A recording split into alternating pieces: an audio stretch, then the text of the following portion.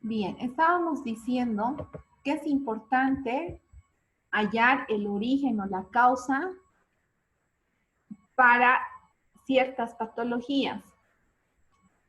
El hallar el origen o la causa o los factores etiológicos nos va a permitir justificar ciertos criterios que pueden encaminar políticas sanitarias de prevención de enfermedades, lesiones o muertes prematuras.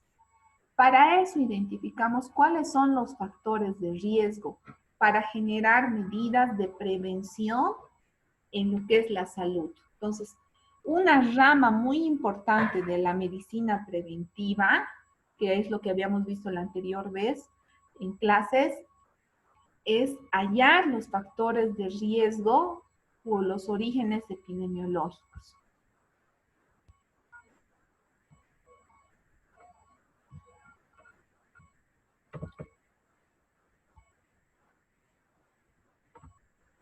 A ver, voy a admitirlos a sus compañeros. Bien.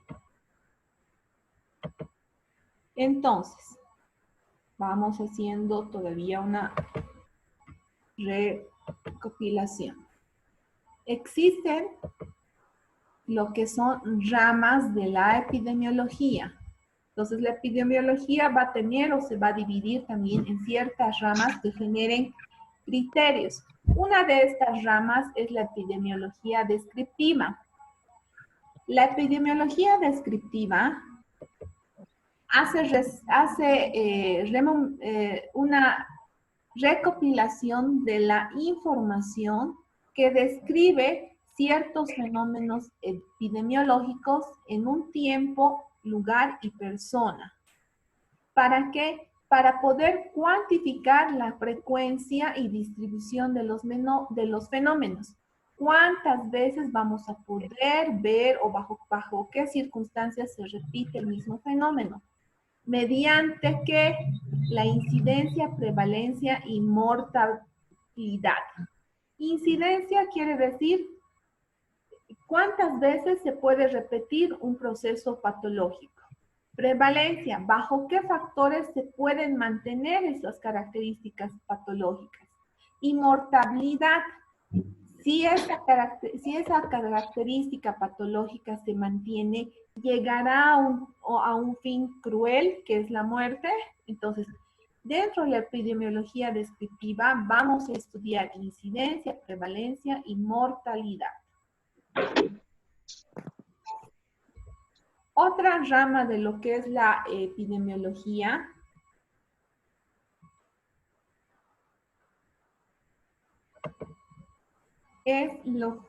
representa lo que es la epidemiología analítica. Cuando decimos epidemiología analítica, va a ser una búsqueda constante de información a través de un proceso denominado observación. Cuando uno observa, experimenta también ciertas situaciones que puedan causar o denominarse factor de riesgo, a lo que la población está expuesta para generar una determinada enfermedad. Si yo les mando en este momento a la cancha, imagínense que les estoy mandando a la pampa a hacer compras, ¿encontrarán dentro de un factor de riesgo, chicos? Sí. Sí. ¿Por qué? Porque van a estar expuestos a pacientes positivos. ¿No es cierto? Se van a exponer a un foco de infección. Y ahí yo voy a hacer una observación. Las chicas que han ido a la cancha no se han enfermado. ¿Por qué? Porque han ido con traje de bioseguridad. Pero los chicos han ido con sus shorts, su bicicleta, están contagiados. Ahí voy a determinar o voy a observar qué medidas de bioseguridad hacen que ustedes se coloquen vulnerables o no. Entonces, la epidemiología analítica trata de hacer esa observación, de observar cada detalle que pueda mostrar el riesgo a traer una enfermedad. Entonces, eso hace la epidemiología analítica. Existe también lo que es la epidemiología experimental. La epidemiología experimental se ocupa de realizar estudios en animales de laboratorio, de hacer estudios en ciertas poblaciones para experimentar. ¿Para qué? Para tratar de encontrar medidas de control o condiciones de ciertos grupos para poder generar posibles soluciones ante las observaciones que se dan a la patología. Han debido escuchar ustedes muy frecuentemente marchas de lo que son los defensores de los animales, que ya se usan animales para experimentar con maquillajes, cremas, etcétera, ¿no es cierto? La epidemiología experimental utiliza a los animales para poder determinar qué medicamentos, qué factores de riesgos pueden alterar o mutar una enfermedad. Pero ahora ya no se limita solo al uso de animales, también ya hay poblaciones expuestas. Han debido escuchar que últimamente han sacado un supuesto medicamento en realidad que está anotando, ¿no es cierto?, esto del COVID. Y se ha elegido una población para poder ser acreedores de este medicamento, que es Argentina. Entonces, Argentina va a ser una población humana en la que se va a experimentar este medicamento para ver si funciona o no en nuestra población sudamericana. Entonces, en este momento se activa lo que es la epidemiología experimental para ver qué patologías se pueden curar o tratar a través de diversos medicamentos. Ahora, en Bolivia estamos en un debate, ¿no? Hablamos del dióxido de cloro como elemento que cubre milagrosamente al COVID. Estas personas que están haciendo el experimento de usar este dióxido de cloro son personas que no están bajo un proceso epidemiológico experimental, porque no están sometidos a dosis específicas o características patológicas, características constitucionales de cada individuo.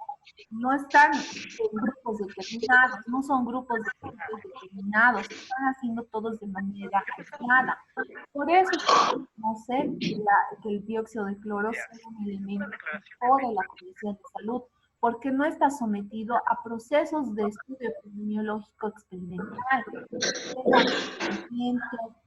que tengan un tipo de justificación, un tipo de evaluación en específico. Entonces, por eso se descarta el dióxido de cloro, los científicos descartan el uso real, porque no hay un estudio que diga cada 100 personas, 50 mujeres funcionan bajo estas circunstancias. Entonces, por eso no se valida en nuestro país. Y por eso también es importante que se realice un estudio epidemiológico experimental. ¿Ya? Entonces, es la forma en la que debería procederse para evitar riesgos posteriores, no solo con esta enfermedad del COVID, sino con cualquier otra enfermedad. Para poder generar una cura, tiene que haber una validez científica de ver la función y la respuesta del cuerpo humano en ciertas poblaciones. Entonces, no hacerlo es un riesgo total. Entonces, la epidemiología experimental está diseñada para trabajar de esta manera. Ahora existe lo que es la ecoepidemiología, que también es una rama de la epidemiología, que busca utilizar herramientas ecológicas para interaccionar los factores ambientales con las personas. Esto va a estar en función a la población y los medios que rodean a esta población y puede influir en la evolución de la enfermedad, que como consecuencia se ha dado por la interacción de este activo. Muchos de ustedes han debido escuchar que se están haciendo lo que son baos de eucalipto, baos de manzanilla, y que eso mejora las condiciones respiratorias de los pacientes. A eso se llama ecoepidemiología. El uso de plantas naturales es parte de un estudio fitoterapéutico. Entonces, si funciona un estudio fitoterapéutico, son plantas naturales, herramientas ecológicas. Entonces, se ha podido de alguna manera mejorar la condición respiratoria de los pacientes. Entonces, de esta manera actúa la epidemiología, la ecoepidemiología, cuando se habla de procesos de salud y enfermedad en su estudio evolutivo. Hasta ahí queda claro las ramas de la epidemiología que se utilizan para validar los estudios.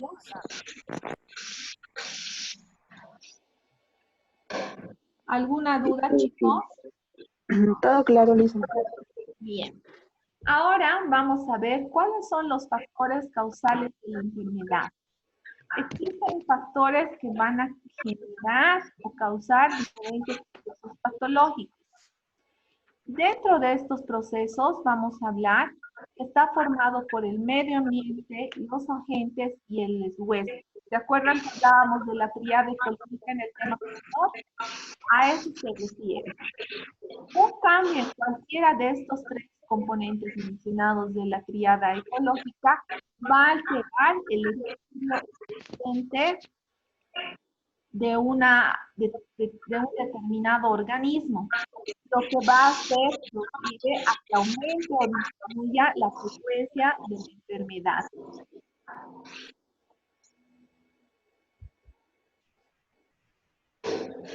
Ahora, ¿para qué vamos a utilizar la epidemiología de forma aplicativa? ¿Para qué creen que vamos a usar la epidemiología, chicos?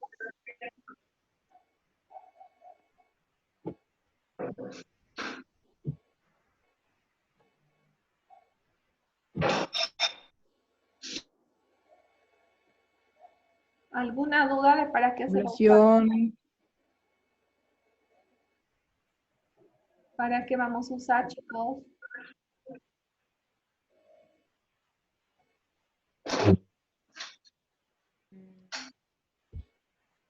Usamos la epidemiología para tratar de hallar las posibles curas, para tratar de determinar cuáles son los factores de riesgo que van a llevar a adquirir esta enfermedad, para tratar de generar medidas de prevención para la epidemiología.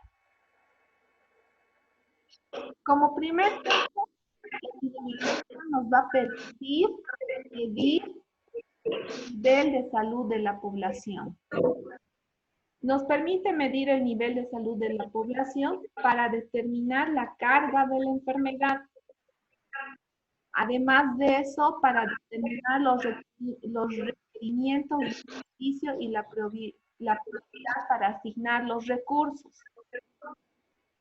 Para la detección de la tendencia e incidencia de la enfermedad.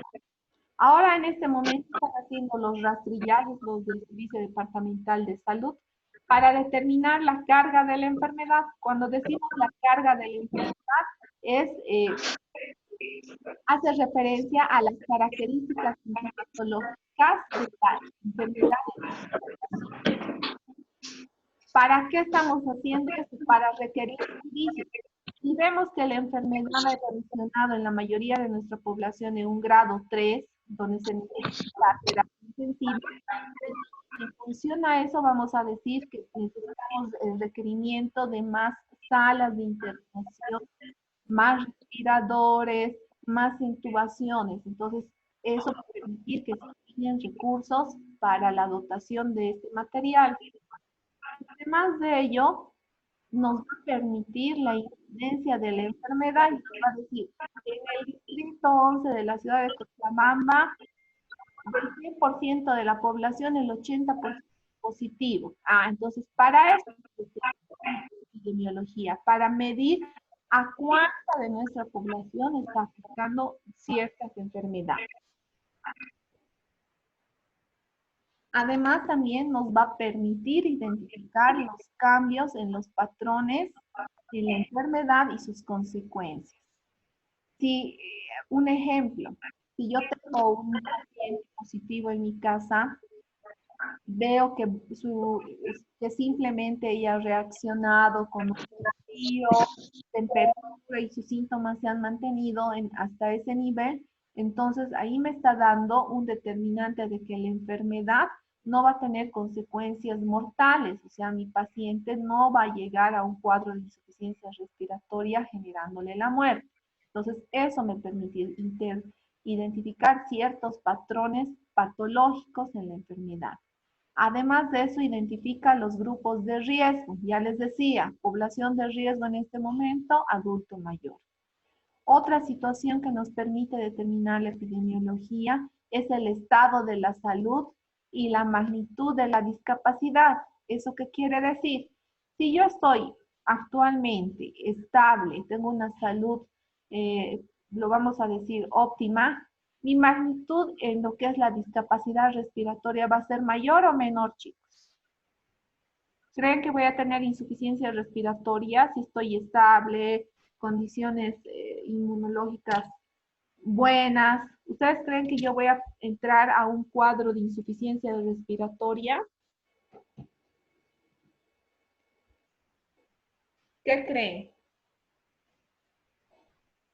Si me da el COVID, ¿qué creen?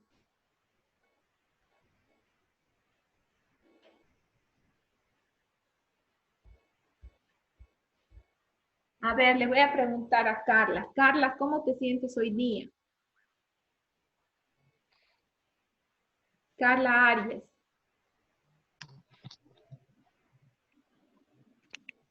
Activa tu micrófono, Carla.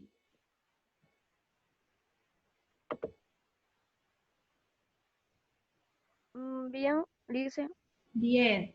¿Tienes temperatura? no, ¿Tienes hambre? tampoco. No tienes hambre.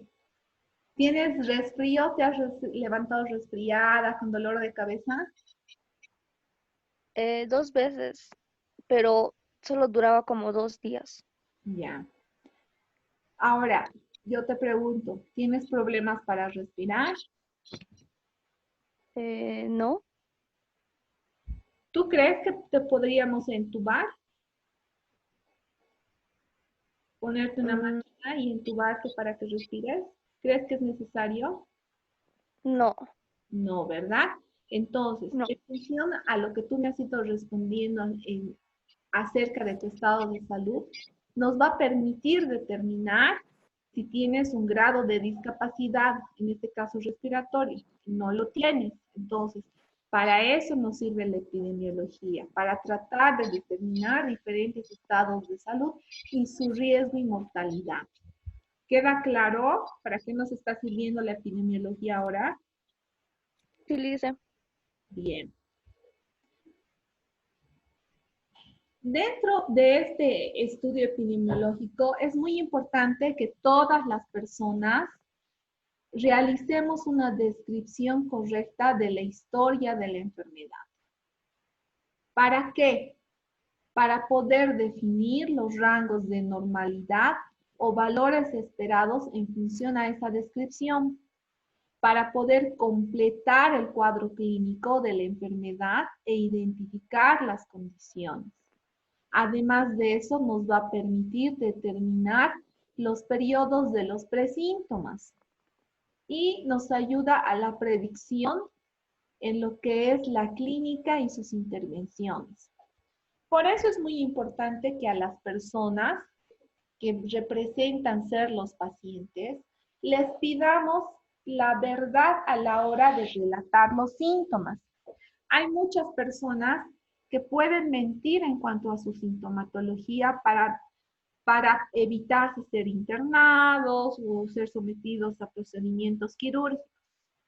Es muy importante la realidad de los síntomas para ver cómo puede evolucionar la enfermedad y si puede llegar a algún rango de mortalidad. Entonces, ustedes deben hacer conciencia en sus familiares y ustedes mismos a la hora de hablar de lo que es la enfermedad. Una falsa predicción puede alterar el curso del desarrollo de una patología, ¿ya? Entonces hay que ser muy muy conscientes a la hora de hacer una descripción de la enfermedad. Todo este proceso de conciencia, de hablar de una historia patológica, va a estar dentro de lo que se llama vigilancia epidemiológica. Si nosotros tenemos un correcto desarrollo patológico y hablamos de la sintomatología real que tenemos, nos van a dar medidas que vayan a ayudar a corregir esos síntomas.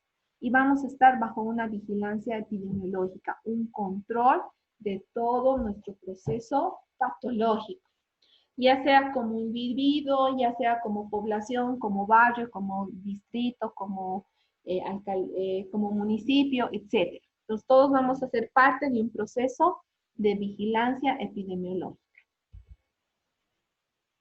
En ese sentido, nos vamos a identificar con lo que son los determinantes de la enfermedad. ¿Para qué hacemos esta identificación de los determinantes de la enfermedad? Para asociar la dependencia estadística entre dos o más eventos. Para determinar los factores que puedan producir cambio en las condiciones de salud. Cuando digo dos o más eventos, si hace rato yo les decía, si les mando a la cancha a comprar verduras a las chicas y además de eso les digo que no usen barbijo, ya estamos generando dos eventos diferentes que puedan determinar la asociación de un factor de riesgo de contraer la enfermedad, ¿no es cierto? Y eso va a producir un cambio en su condición de la salud, ¿sí o no? Si van a la cancha sin barbijo a comprar verduras, ¿puede que haya un cambio en su condición de salud? Es muy probable, ¿verdad? ¿Por qué? Porque van a estar frente a dos factores de riesgos expuestos. O si se van a ir a una super fiesta cuando pase la pandemia y toman bebidas alcohólicas y se suben a un auto y lo manejan, ahí también se generan dos factores de riesgo que ustedes puedan tener un accidente, ¿verdad? ¿No? Entonces, están frente a factores de riesgo que puedan alterar su condición de salud. Entonces, ¿qué es importante? Identificar cuáles son estos factores de riesgo para prevenir una lesión o una patología. Todo esto nos va a permitir generar un control y prevención de la enfermedad, removiendo agentes primarios de modo de diseminación para lo que es la protección del ser humano, mejorando sus condiciones de higiene, modificando el comportamiento humano, que es lo más importante. Si nosotros modificamos nuestro comportamiento humano, entonces vamos a evitar los riesgos y vamos a promover las acciones saludables. Es muy importante el comportamiento humano cuando estamos hablando de alguna enfermedad. Como lo que sucede comúnmente, ¿no? Muchos de nuestros familiares o nosotros mismos hemos sido diagnosticados diabéticos, pero seguimos comiendo asaditos, seguimos tomando gaseosa, seguimos consumiendo bebidas alcohólicas. Entonces, ¿qué estamos haciendo? Agravando nuestro cuadro patológico de diabetes. Entonces, si yo modifico mi comportamiento y dejo de consumir bebidas alcohólicas y como más vegetales, como más frutas, tengo menos riesgos a que mi patología empeore, ¿no es cierto? Entonces, depende del comportamiento humano que la enfermedad se va a detener o se va a anular, se va a desactivar. O lo caso contrario, va a ir evolucionando progresivamente, ¿no? Entonces, ojo, conciencia ustedes para lo que son las respuestas de su comportamiento humano, con ustedes mismos y con sus posibles pacientes. Para eso se va a identificar un grupo de riesgo. Además, se va a identificar qué factores cuantitativos son importantes y un modo efectivo para el control. Si hablamos propiamente de nuestra carrera, chicos, les voy a poner un ejemplo. Imagínense que vamos a estudiar a lo que son, a los chicos de mecánica de nuestro instituto. Los vamos a estudiar. Vamos a estudiar el dolor lumbar. Los chicos de mecánica van a ser un grupo de riesgo a contraer dolor lumbar. ¿Por qué? Porque cargan sus motores, cargan sus fierros, están agachados para poder arreglar los autos. Voy a identificar qué factores cuantitativos son importantes en este grupo de riesgo. Los chicos de mecánica todos los días habían sabido montar y descargar los motores 3 veces al día. Es un factor de riesgo cuantitativo porque 3 veces al día cargan 100 kilos. Es un factor de riesgo. ¿Cómo voy a hacer efectivo un método de control? Voy a tratar de disminuir la carga en estos chicos de mecánica. Si cargaban un motor de 100 kilos cada una persona, voy a tratar de dividir este peso. Entonces, 3 personas cargarán un motor, ya no una persona. Entonces, ¿qué voy a hacer? Voy a tratar de controlar este factor de riesgo para que no se lesionen y estos chicos no tengan dolor lumbar. Entonces, de esta manera nosotros hacemos una identificación de ciertas características, tanto cuantitativas y factores de riesgo sobre alguna patología o lesión de una población, que es parte de su tarea. Espero que me estén entendiendo bien, porque ustedes van a identificar factores de riesgo para su tarea, en ciertos casos que les voy a dar. Todo este proceso de epidemiológico, controles, descripciones patológicas, nos va a permitir planificar y evaluar servicios de salud. Identificar las principales causas o riesgos de una comunidad, evaluar la eficacia y la efectividad de las intervenciones, la lectura crítica de la información, el estudio de forma que el estudio en el que se distribuyen los recursos de acuerdo a las necesidades nos van a permitir generar una política de salud planificada. Si yo estoy estudiando a estos chicos de mecánica que tienen dolor lumbar, ya estoy identificando que el factor de riesgo es la carga que ellos hacen todos los días. Voy a evaluar eficacia y efectividad de mis respuestas. Les voy a hacer masajes relajantes, les voy a hacer ejercicios de elongación. ¿Para qué? Para evitar que ellos generen o desarrollen más la patología. Para eso voy a investigar, voy a hacer una lectura de mis libros que me dicen cómo mejorar el dolor lumbar, voy a investigar artículos, etc. Todo con el fin de que quiero que el instituto les dé rehabilitación fisioterapéutica a estos estudiantes. Yo ya he hecho la evaluación, ya he visto por qué se causa el dolor, ahora quiero que les den a estos estudiantes sesiones de fisioterapia. Para eso voy a tener que elaborar un presupuesto, voy a tener que planificar qué necesito, necesitaré camillas, necesitaré aceites, pelotas, etc. Entonces, todo este proceso de identificar causas, efectos, terapias, me van a permitir planificar y evaluar un servicio de salud. Y es lo que está haciendo ahorita, por ejemplo, el CEDES, ¿no es cierto? Ahí está identificando poblaciones, está identificando factores de riesgo, evoluciones clínicas. ¿Para qué? Para pedir a su superior, que es la gobernación, presupuesto para comprar medicamentos, salas de terapia intensiva, etc. Entonces, para eso se utiliza la epidemiología, para analizar factores de riesgo, causas, y poder generar soluciones en mi población a través de la adquisición de recursos que mejoren las condiciones. Entonces, por eso se utiliza la epidemiología, que es también algo de su tarea. Van a hacer una tarea en función a eso. Muy bien, chicos, hasta aquí la presentación. Espero que haya quedado claro lo que tiene que ver con epidemiología, porque les voy a pedir un análisis de caso y una propuesta para hacer un estudio epidemiológico. Entonces, ustedes en su tarea van a tener una actividad en la que van a evaluar a una población En este caso va a ser una población muy chiquita porque va a ser su círculo social. Van a hacer una evaluación, van a determinar causas que generen la enfermedad, van a ver posibles evoluciones de la enfermedad y me van a avisar cuáles serían las medidas de prevención que ustedes utilizarían para tratar esta enfermedad.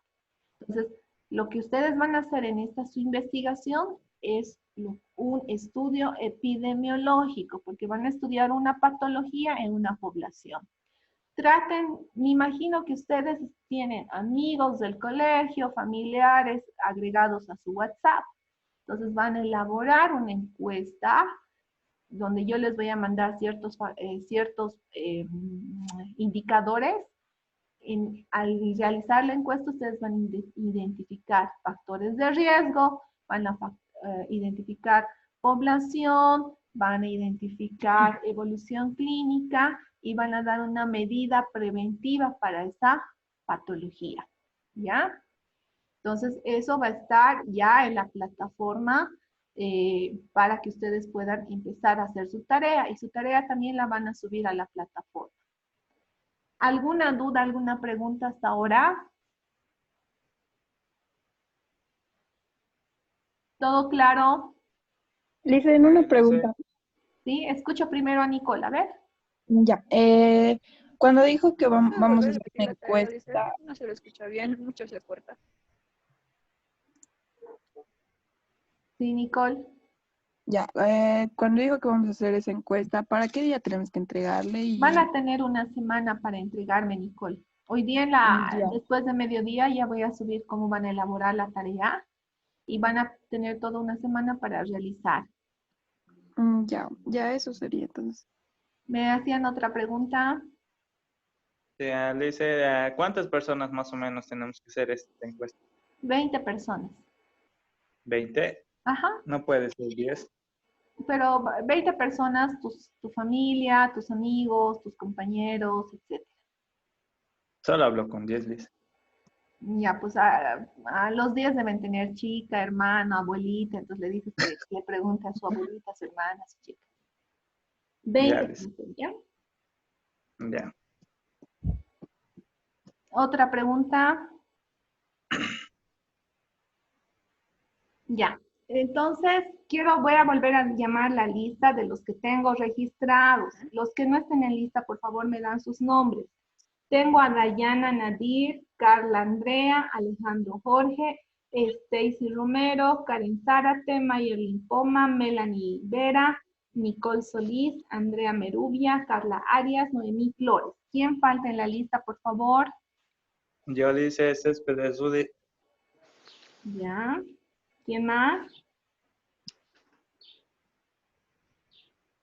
¿Nadie más? Soledad Armata también, ¿no? ¿Alguien más? A ver, alce la mano. Hay una opción para alzar la mano, ¿no es cierto? En el Zoom pueden alzar por ahí. Cuidado que sus videos no estén alzando. A ver, Mire. ¿quién más falta?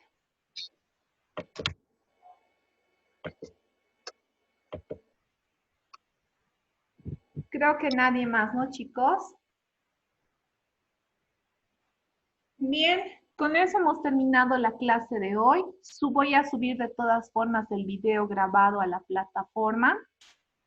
Igual van a estar las diapositivas para que puedan escuchar y ver. Y la tarea, por favor.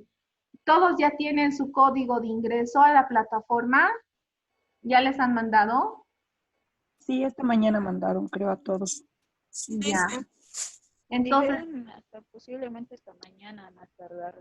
sí, es muy posible que en el transcurso del día tendrían que acabar de mandar a todos, pero yo ya voy a subir la tarea hoy día y van a tener hasta la próxima semana, que es el miércoles, hasta las 23:59 voy a dejar en la plataforma habilitada para que puedan subir su tarea, ¿ya?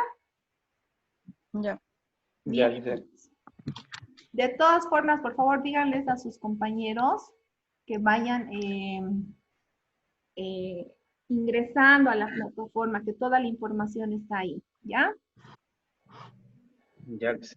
Muy bien, chicos, nos vemos la subsiguiente semana, porque la siguiente es totalmente virtual y solo ingresan a la plataforma, ven la clase grabada y hacen su tarea. Y la subsiguiente, otra vez el encuentro en Zoom, ¿ya? Para que vayan Ya, Liz. planificando su tiempo. Que tengan buen día, chicos. Nos vemos la subsiguiente. No se olviden su tarea. Ya dice. Hasta luego.